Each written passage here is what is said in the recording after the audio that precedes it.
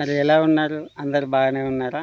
మరి వర్షాలు పడితే వర్షాల వల్ల ఏమంటారు? మరి వర్షాలు పడకపోతే మరి ఎండలు కొడుతున్నాయి మరి అనేసి అంటారు కాబట్టి మరి ఈ రెండింటి మధ్యన మరి ప్రజలే మరి విష జ్వరాలతో మగ్గుతున్నారు కాబట్టి మరి తగిన జాగ్రత్తలు తీసుకోండి.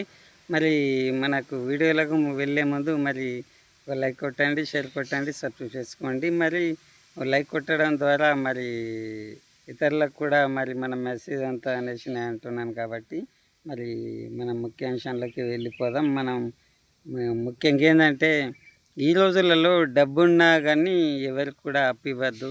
అప్పు ఇచ్చినా కానీ మన చేతులకు వచ్చేంత వరకు గ్యారంటీ లేదు కాబట్టి మన ఆ డబ్బుతోటే మనకున్న దగ్గరున్న బంధువులు ఫ్రెండ్షిపే కానీ ప్రతి ఒక్కరు మనతోటి దూరమైపోతున్నారు. మరి మనకు తెలియనటువంటి వారే రోడ్డు మీద పరిచయమై మరి ఉన్నవారే వాళ్ళే మనకు బంధువులుగా మిగిలిపోతున్నారు కాబట్టి జాగ్రత్త వహించండి. మరి జాగ్రత్త ఉండండి. మరి ప్రతి ఒక్కరికి తెలియజేస్తున్నాను. మరి ఎంతో కష్టపడితేనే కానీ డబ్బు రాదు కాబట్టి ఆ సంపాదించిన డబ్బు మరి ఎలా వచ్చిందని అంటే మనం ఎంత కష్టపడితే ఆ డబ్బు మన దగ్గరికి వచ్చిందచ్చు.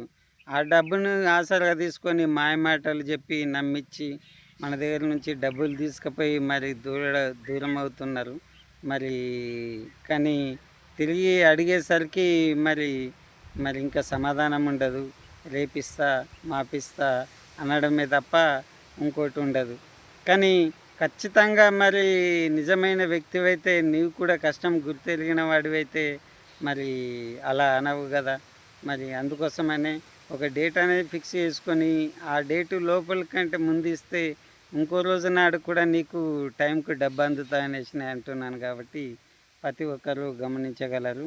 మరి ముఖ్యంగా ఏంటంటే మరి చాలా ఈ రోజులలో యాప్లు ఉన్నాయి సోషల్ మీడియాలో.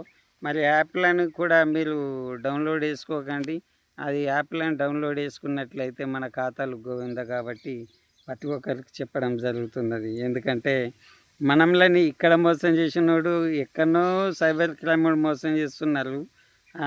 మన ఖాతాలను డబ్బులని మోసం చేస్తున్నారు. మనల్ని మోసం చేయడానికి ఒక పెద్ద అది కాదు కదా. కాబట్టి ప్రతి ఒక్కరు ఊహించుకోవాలని కోరుచున్నాను, గ్రహించాలి. మనం ఖర్చు పెట్టే ప్రతి పైసా అది ఎక్కడి నుంచి వచ్చిందంటే మనం చేసే పనిని బట్టి మనకు డబ్బులు వచ్చినాయి కాబట్టి మన కష్టానికి కష్టార్జితమే మన డబ్బు వచ్చింది కాబట్టి మనం కష్టం చేసిన పైసా మనం ఎలా ఖర్చు పెట్టాలనో ఆలోచించి ప్రతి ఒక్కరు ఖర్చు పెట్టండి, వృధాగా ఖర్చు పెట్టకండి. మరి ముఖ్యంగా దయచేసి మీకు చెప్తున్న ఏంటంటే ప్రతి ఒక్కరు మరి డబ్బు చేతులకు పోకన్నా ముందు ఒక మాట లేపుతారు. ఎందుకంటే చేతులున్న ప్రసాదం పెడతారు చూడు, లడ్డు ప్రసాదం, అట్లా చేతులనే కరిగిపోవాలా అనే అలాంటి మాటలు చెప్పి అన్నయ్య, అక్కయ్య, చెల్లెమ్మ నీకు తొందర నువ్వు అడగకన్నా ఉంటే నీకు ఇప్పుడంటే ఇప్పుడే డబ్బులు ఇస్తా అంటాడు. మరి ఇప్పుడంటే ఇప్పుడే డబ్బులు ఇస్తా అన్నాడు, మరి ఇప్పుడే ఎందుకురా నీకు డబ్బులు? మరి ఎవరైనా సరే అవునా కాదా? మరి డబ్బులు అంటే ఈ రోజుల్లో చాలా తేలిక అయిపోయింది. ప్రైవేట్ బ్యాంకుల నుంచే కానీ ఎక్కడి నుంచే ఫైనాన్స్ రంగం నుంచే కానీ తీసుకోవడం, జల్సలు చేయడం, ఆత్మహత్యలు చేసుకోవడం అనేది బాగా చాలామందికి అలవాటు అయిపోయింది. మరి అలాంటి జల్సాలకు పాల్పడకండి. మరి మరి మీరెన్నో ఎంచుకున్న రంగంలో పోండి, మంచి బిజినెస్ చేసుకోండి, మంచిగా వ్యవసాయం చేసుకోండి. ఉద్యోగం కంటే ఇంకా నాకు తెలిసినంత మట్టుకు ఉద్యోగం కంటే వ్యవసాయం ఇంకా సూపరు. ఎందుకంటే మనతోటి ఎప్పుడైనా హాలిడేస్ వచ్చినా, సండే వచ్చినా, మన పిల్లల్ని తీసుకొచ్చినా కానీ వాళ్ళకు డబ్బులు అడిగినా వాళ్ళకు తెలుస్తుంది ఇక్కడ ఎంత కష్టపడితే మరి డబ్బు వస్తుంది అనేసి అని అంటున్నాను. కాబట్టి నువ్వు ఇక్కడ ముంచినావు అనుకో డబ్బు, నన్ను ముంచితే నువ్వు తర్వాత దేవుడు ఎవరో కానీ నీకంటే తోపు ఇంకొకడు వాడు ముంచుతాడు. వాడు ముంచితే వాడిని ముంచితే ఇక తర్వాత ఇటనే లాస్ట్ పోతే చివరికి మనిషి ముంచేస్తూ ముంచేస్తూ పోతే చాలాకు మరణం అయితే ఉంటాయి కదా. మరి అక్కడ ఎలాంటి పరిస్థితి ఉంటుందో ఇక్కడేగా కొడితే మరి అక్కడ మరి తప్పించుకోలేవు కదా. మరి నువ్వు చేసిన తప్పుకు మరి నరకమా స్వర్గమా అనేది దేవుడి చేతుల్లో తప్పించుకోలేవు కదా.